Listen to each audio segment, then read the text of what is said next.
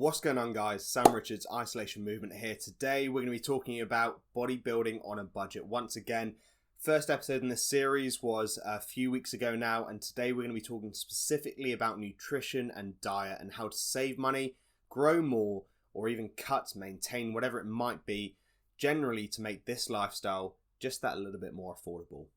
So I first made a video on this topic a few weeks ago now, obviously not mainly due to the current circumstances, but my household personally has been hit. We are facing reduced wages. I'm personally on reduced hours, so I know how it is to try and maintain this lifestyle at a lower cost rate. It is very, very difficult. We often have to eat a lot. I personally am bulking, so it is very tricky to keep costs low and keep growth strong.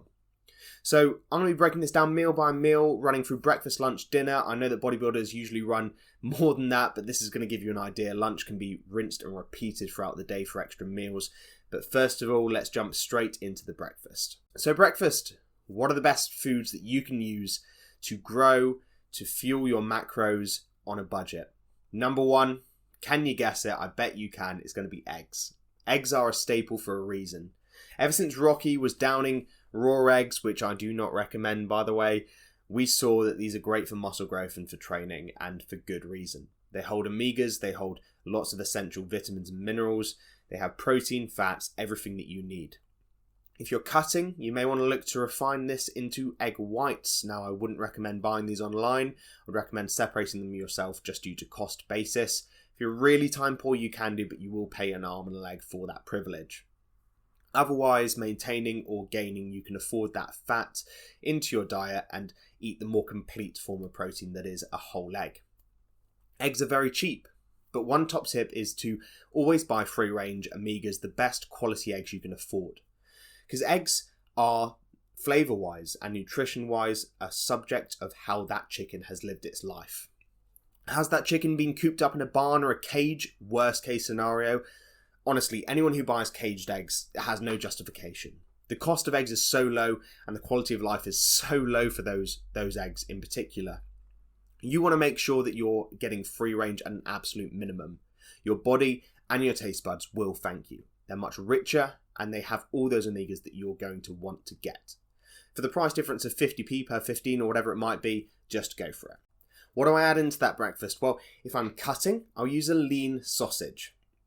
The reason being why I wouldn't use this on a bulk is because they are very dense, they're protein heavy, and of course there's a high volume to those foods. So they're great for cutting. Lean sausages can be bought cheap, supermarket brands, they taste good, not much different to normal sausages, and they're very nutritious. Great source of protein, low fat, low sodium, perfect.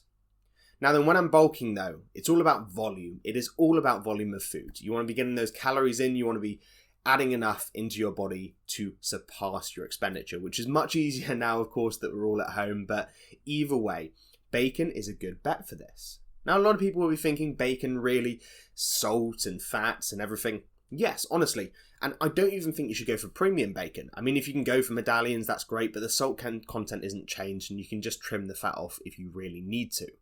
My honest advice would be go to cheap bacon, not too cheap, of course, not the cooking bacon, the normal, just sort of everyday £1 for 6 to 8 rashers bacon. Can you go for low sodium? Yes, however, you're saving about 10% of the sodium. It's not worth it for the cost increase. Go for standard, run-of-the-mill bacon. Use maybe 2 rashers along with those 3 eggs. With sausages, I would use maybe 1 or 2 sausages just because, as I mentioned, they're denser and harder to digest. What would I be wrapping this all up with? You know, am I having it with salad and lovely stuff like that? Nope, I am having bread, whether I'm cutting or bulking, except for in competition prep, of course. Bread is amazing. Bread is underrated. Every single YouTuber who has any sense will recommend the same thing. Get yourself granary, get yourself wholemeal, get yourself the most nutritious and best for you form of bread you can do. Wholemeal can be quite dry, so a blended 50-50 or a granary may be better. I typically have 4 slices of bread, making 2 sandwiches with a bacon and egg mayo.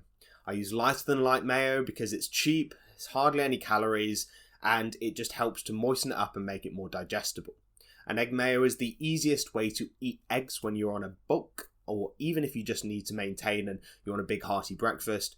Eating fried eggs or any other form of eggs can get quite dry and tedious, and you can find it hard to digest them, whereas when you mix into a mayo, you make boiled eggs, mash them down with the chopped up bacon. It's so easy, so great, and so many calories. And that's my breakfast. Cut out the butter. You don't need that. It's an added cost. You don't need those pure fats unless you're specifically looking for fats, in which case, unfortunately, you need to get some good proper butter, which isn't going to be cheap anyway, so that's going to have to be an exception to the rule. So there is another option, of course. You can go with that standard bland bodybuilder diet of chicken. As a breakfast option, I wouldn't recommend it if you're going to be having, say, maybe 3 or 4 other meals with chicken. However, you can actually sub the chicken in and make a chicken mayo sandwich or chicken and bacon mayo sandwich. You can have chicken and eggs and salad. You can do that kind of stuff if you fancy that outlay. However, that would mainly be for a cut. I'm talking more about for muscle growth and the best options, therefore, for. So chicken can be an option. You can sub in whatever you want. You can do your eggs however you want. But that is the simplest, most digestible bulk meal of egg and bacon or sausage mayo. Moving on to the number 1 lunch food. You can probably guess this, it's a staple, and I'm not going to be talking, what to do with your diet. I'm just telling you the ways to save money on the most common bodybuilding foods or muscle gaining foods. Number 1 is chicken breast specifically. Chicken thighs are good if you're really lacking fats for your macros. However, chicken breast is just the best lean meat option. You can add fats in elsewhere exogenously. That's absolutely fine. Chicken breast can be found the cheapest in either local butchers or from sites such as Muscle Food. You guys in the US might have the equivalent, one of those websites that sells bulk bodybuilding foods. And personally, I can get 5 kilograms of chicken breast for between £20 and £25, which will probably be around the $30 mark. This works out an amazing cost for value, and chicken breast is one of the best sources of protein that you can have for a lunchtime.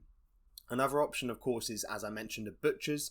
You can usually strike a deal if you explain to them, look, here's how much chicken breast I eat. If you're meal prepping, you should know roughly how much. Explain to them you're going to be in there every week purchasing that, or once a month you'll bulk buy, and they'll likely strike a deal or say, look, okay, it's on the counter there for 25, 30 quid per 5 kilos. I'll do it for you for 22 or 25, whatever it might be. That's a great way to save money, and they will welcome the common custom. So do take advantage of that. Another way is supermarkets. If you can't get around if you can't go to a butcher or you can't order online, due to whatever reason, maybe you just don't want to have to wait for the delivery, supermarkets are great if you go frozen. A lot of people think that frozen foods are not superior, or not as good, as fresh chicken breast, and I'd say you're right. If you're going to meal prep, it's always nice. The taste is usually nicer with fresh chicken breast. However, there's nothing wrong with frozen. It usually works out cheaper. Just make sure you're getting the premium stuff without added water, because the water is what really provides a con there. You might save yourself 50p, but you're actually losing about £2 worth of protein and chicken. So make sure to get premium frozen chicken breast without anything added that have just been flash frozen. That's going to be your best bet, and it does work out significantly cheaper. I can get 700 grams of premium frozen chicken for £3.50 in Aldi, whereas the fresh chicken, you're looking probably about £5 for the equivalent. It helps them because it takes up less space on the shelves, it's less sensitive in terms of the sell-by dates, and it helps you because you can just stick it straight in the freezer. They're already portioned up, and it's much more helpful. So if you have to shop at a supermarket, that's one of your bets. Now, while we're in the freezer aisle, though, let's talk about fish. Obviously, we all remember that old bodybuilding video of, so what do you have for meal 1? Oh, fish and rice, chicken and rice, then I have fish and rice, then I have fish and rice. It's a food that I went to when I first started bodybuilding, and yes, it can work out great, but personally I wouldn't touch frozen fish anymore. The amount of water that ends up getting within the fish and actually shrinking it down once you cook it is terrible. You end up with sort of 50 grams of fish when you think that's an 150 gram fillet. That's great, that's going to provide me with loads of protein. That's not the case. If you can get fresh fish, I would highly recommend it. However, of course, that'll be higher cost. If you have to go with frozen fish, that's absolutely fine. Sometimes on a cost basis you sort of have to, but do work it out based on once it's cooked, whether it will in fact be cheaper than chicken. Let's move on to carb sources for lunches. Middle of the day, you're going to want to go for a fairly complex carb that will keep you satiated. We have something like rice. Actually, potatoes as a simpler carb source will be absolutely fine. They do work. You just have to usually eat a higher volume to get the same amount of carbohydrates in there, but they are usually cleaner, and they're quite nice to eat as a break from the standard sort of dry carb sources such as rice. The other option is pasta. Now, pasta will often be easier to digest because it's obviously made of flour, similar to bread. Much simpler when it goes in. It's not as hard to digest, not so tough and starchy. Pasta is amazing and it should be a staple. You should have at least maybe one meal a day if you're having 5 meals with pasta as your carb source, because it's just easy to smack down the hatch and get done with. So they're my best in terms of carb sources, and the ways to lighten these up. You can either go for a low calorie source of Walden Farms, but I like to keep it much simpler and go for a lighter than light mayo. I'm after moisture, I'm not necessarily after taste, I'm not in it to enjoy the food, and a lighter than light mayo is basically mostly water, but it does give you a small hint of something, and you could probably pile it on by the tablespoon and it'll be absolutely fine. Of course, unless you're on a prep, then you might want to go for one of those 0 calorie sauces. So that's lunch wrapped up. Simple carb sources, simple chicken ideas, how to bulk buy. So launching into dinner, you shouldn't need to know about the cost saving tips when you're buying, but let's talk about ways that you can organize your dinner or pick what you're going to eat to save further money. Obviously, if you have access to something like Costco or a low-cost supermarket like Aldi or Lidl, do take advantage of those. Jumping into dinner though, now how am I going to give you more tips on saving money when we've talked about the purchasing? It's quite simple. Removing the bodybuilding aspect from dinner really does help. The reasons for this is much like the reasons for using potatoes every now and then. It's to mix it up and provide you with something interesting, much like the bacon, much like the potatoes. The way you do this is by merging your family food or your partner's food or even just a normal dinner into your meal plan. What kind of meals would I recommend for this? You've got meals such as stir fry, you've got meals such as curries, you've got meals such as sort of a pasta bake, you can just chuck some chicken into there. You've got something like bolognese with some lean mince, and you've got stuff like fajitas, all of which at their core are fairly healthy, fairly lean. The macros stack up quite nicely, carbs to fats to proteins, and they're also very enjoyable foods. You might want to do stuff like cut out the cheese from the fajitas or the cheese from the pasta bake for yourself, but of course, still cook that for everyone else because they're not in the same grueling regime as you. Just watch if you're buying a pre-made sauce, obviously the salt content, the sugar content, make sure you're going for something really natural like a natural ragu if you're doing a bolognese. So if you're cooking a bolognese for yourself and somebody else, you're looking at a major cost saving for that meal. Yes, you could go ahead and use that mince for something like burgers if you were living alone, or just, of course, buy a larger amount and cook up more at any one time, and that will reduce the cost even if you don't have other people to cook for. This is a major way to remove the cost aspect. If you weren't looking to do this, or if you wanted to be really regimented, or you have strict micronutrient goals and you wanted to get those sort of chicken, rice and vegetables in to meet those, and that's absolutely fine too. You just copy and paste lunch into dinner. And of course, we're talking 3 meals a day here. Most people tend to go to 4, 5, 6 meals, whatever it might be. So, you can just take that lunch example as a meal 1, 2, 3, 4, and those carb sources, you can mix them up. You can put stuff like beef into your evening meal. I find that that's what makes me feel a bit more normal, having something like a steak. A steak is great. You can get cheap steaks, which are stuff like medallion steaks or flank steaks, which are just as nutritious, actually sometimes even nicer. Gordon Ramsay did a great piece on the different types of steaks and why flank steak is majorly underrated. So use these cheaper cuts. Go to your butchers when you're buying that chicken, ask them what cheap cuts there are that are also nutritious. They probably have a lot of people who are into their fitness who purchase from them, and they can guide you on that too, or just look up the better cuts.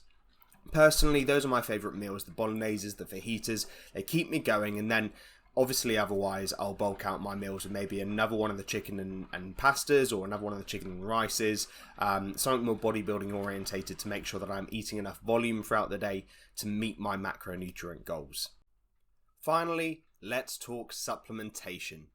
Now, the whole point of this video is not just to give you the cost saving, but also to give you a sense of normality and to make it so that you're not impacting others with your eating regime, to save yourself time, save yourself effort and energy.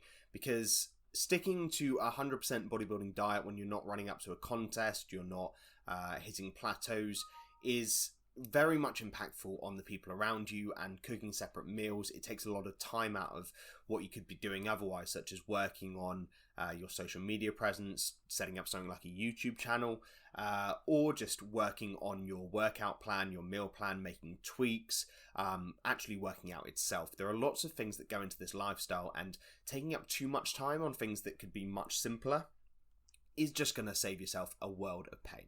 So supplementation is going to be key. There are two things that I recommend here. Number one is going to be, of course, distinguishing between protein concentrate and isolate.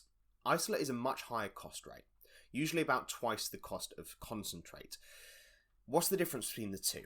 Well, apparently, according to the sources that I've researched, I don't look at the studies myself, but I've read up a lot on this, and at its core, there isn't much difference either way. They both go in, they're both deemed as protein, they both get used as fuel the same way. However, concentrate is less refined. It's gone through less of a filtration process, which gets rid of the excess fat or carbs, which you may see. That's why gram per gram, protein concentrate has less protein in it. One scoop, for example, of my concentrate has 20 grams of protein. One scoop of my isolate usually has 22 to 25 grams. It's a small amount, but you're getting more value there in the powder, so you do have to factor that into the cost. Isolate is worth the upgrade if you can afford it. The reason being because it does tend to be easier on the digestive system. We're packing away a lot of food even when we're cutting. If you're at a more advanced stage, if you're eating 3,000 to 4,000 calories a day even, which isn't that much for a bodybuilder, it's where I tend to stick around the 3,500 to the 4,000 mark. Your body's still going to get hit hard by the volume of food that you're putting into it, and it's going to have a hard time digesting it all. So something like an isolate is going to be easier on your system. It's going to give you more protein per gram, and it doesn't give you those notorious protein farts which are going to make your partner's life a hell. Towards the end of last month, I was short on cash. I thought I'll just get some concentrate, go back to the good old days. And yeah, sure, it's absolutely fine. It's been working for me. Clearly, I don't have any issues maintaining my physique compared to isolate. It's not going to make that kind of a difference, but dear Lord, has it made a difference to our lifestyle. Sitting on the floor the other day, we've got a bunny rabbit, and I farted, and God did she know it. She sprinted out of the room quicker than my girlfriend could. So it does make a difference in terms of lifestyle. The upgrade is well worth it. If you can find a cheap isolate, such as if you're in the UK, something like the Protein Works and My Protein, they're all great. I know that they sell My Protein in the US too, so check them out. You can often find discount codes, which means that 2.5 kilos of isolate works out to about 40-50 quid, which is not much at all, whereas concentrate might be 25-30 pounds. Concentrate, though, is a fully viable bet if you are on a real big budget. But there's something even more important when it comes to saving money and getting your value in the supplement game. That's powdered oats, your carb source, your shake source. Why do I love powdered oats so much? They are that perfect blend of digestibility, nutrients, it's a complex carb source, bulk or cut, it works just the same. I add obviously 1 scoop versus 2 scoops into my my cutting time frame or my meal plan just to tide me over as sort of a meal replacement. But those oats have a protein content, they also have the carb content, and they taste nice. When you put them into a shake, it's like having a malt shake. It's really thick, it's creamy, it makes it sort of much more enjoyable, and it doesn't conflict with the taste. Something like maltodextrin or dextrose, of course, they're fine, but they tend to be simpler carb sources, and when it comes to oats, you just can't go wrong. And all it is oats that have been ground down to a further extent. They are honestly so underrated. I don't know why nobody talks about them. They're amazing, they're versatile, they are tasty, they are cheap as hell. So you can get about 5 kilograms of powdered oats for about £5. That's £1 per kilo. Per serving, if you're say bulking, it tends to be 100 grams per serving. That means that, say, a kilo is £1, you're looking at 10 pence or, say, 12 cents per serving per day. Combine that with a concentrate cost, you're looking about 20 pence per shake. And that's going to have, say, 30 grams of protein, 40 grams of protein once you factor the oats in, about 70 grams of carbs, a small fat content. If you combine it with some milk, which is, of course, a very low cost, it's even thicker, creamier, more enjoyable, more calories, and it's only going to add about another 10p onto it. So Amazing powdered oats, go check them out, go utilize them. Don't buy mass gainers. You have no control over mass gainers. They're generally sugar heavy, very sugar heavy. Optimum Nutrition Serious Mass is honestly a plague. It's horrible. It doesn't work unless you're a real hard gainer and you just can't put the calories away, which is probably your fault for not eating enough or eating often enough. Then fine, but try and find a more high quality mass gainer that's going to cost you more. But when you combine just a simple protein powder and powdered oats, it's going to be the lowest cost option. Otherwise, few things, I guess. Multivitamins, you can get them pretty much anywhere. Just make sure that if you're getting certain vitamins, you're looking for the way that they're most bioavailable. You can find this online depending on what vitamin you want. The number one vitamin, I would say, or nutrient, sorry, you should supplementing if you're on a budget is CoQ10. Especially if you're enhanced, it's amazing. The health benefits of CoQ10 are immense. Heart, kidneys, liver, it protects pretty much everything, and it's majorly underused, and you won't get enough of it in your diet through beef. That's where it's mainly found. So I hope that helps give you an idea of how you can save some money and still grow or cut on a budget with the best possible mix of macronutrients, micronutrients, and the best volume of food to enable you to grow and save money on the individual meals. If you like this content, if you want to hear more about budget bodybuilding, drop your comment below, let me know, give me a like, subscribe and click the bell button. Obviously, the more you tell me you want to see content, the more I'll be posting it. Any of your frequently asked questions, your FAQs, I'll be covering in the next Isolation FAQs episode. I've got a few questions lined up from Reddit, from my Instagram DMs. Feel free to DM me over on Instagram. It's isolation.movement. And then I will cover them in the next Isolation FAQs video, which will be done by the end of May. Let me know what you want to see, like, subscribe, and as ever, welcome back to the Isolation Movement. I'll catch you in the next one.